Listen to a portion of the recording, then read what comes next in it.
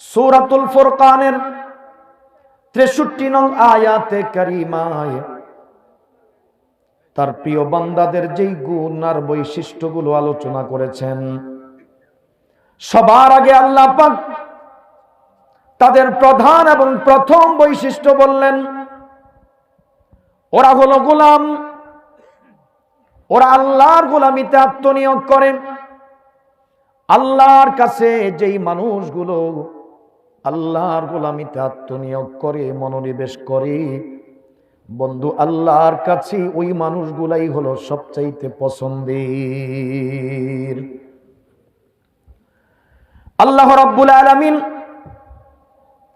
গোলামিকে এতটাই পছন্দ করেন, আল্লাহ পাক গোলাম বান্দাদেরকে এতটাই ভালোবাসেন। ইমামুল আম্বিয়া ওয়াল মুরসালিন, খাতামুন নবিয়্যিন, রাহমাতুল লিল আলামিন নবী মুহাম্মদুর রাসূলুল্লাহ সাল্লাল্লাহু আলাইহি ওয়াসাল্লাম কি আল্লাহ পাক শতাধিক এমন বৈশিষ্ট্য আর মুজিজা দান করেছেন যা পৃথিবীর অন্য কোন নবী রাসূলকে আল্লাহ পাক দান করেননি।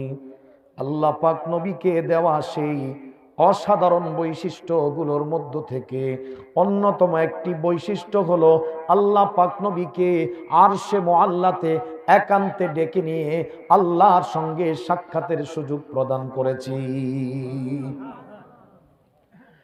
আল্লাহ পাক পৃথিবীতে আর কোন নবীকে এমন সুযোগ প্রদান করেননি।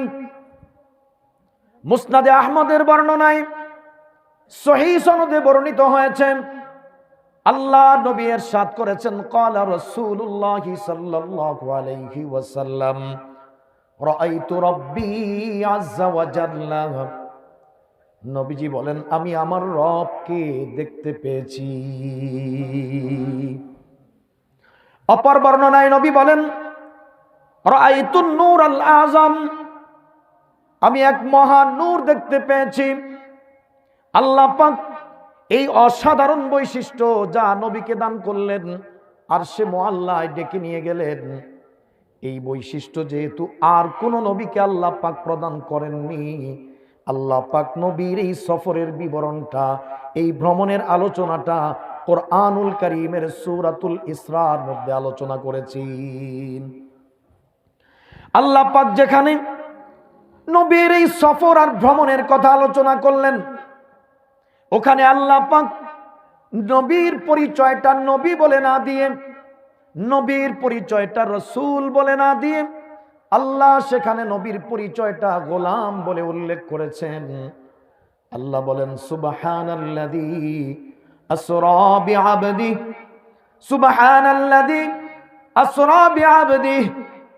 আল্লাহ বলেন, পবিত্র ওই সত্তা যিনি তার গোলামকে রাত্রিকালীন এক ভ্রমণ করালেন, মসজিদে হারাম থেকে নিয়ে মসজিদে আকসা পর্যন্ত, আর পরবর্তীতে আবার সেখান থেকে আসমানের জগৎ অতিক্রম করে আরশে মুআল্লা পর্যন্ত তাকে ডেকে নিয়ে গেলেন।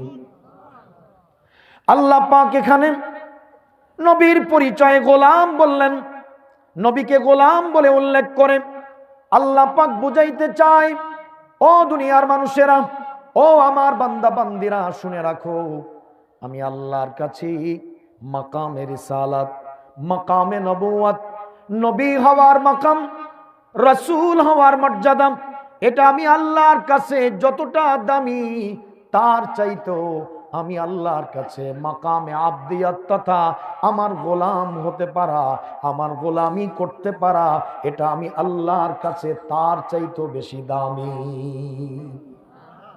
আল্লাহর কাছে যারা আল্লাহর গোলামি করতে পারে, ওই মানুষটা পৃথিবীর সবচাইতে আল্লাহর পছন্দের মানুষ। আল্লাহর কাছে ওই মানুষটাই সবচাইতে দামি মানুষ।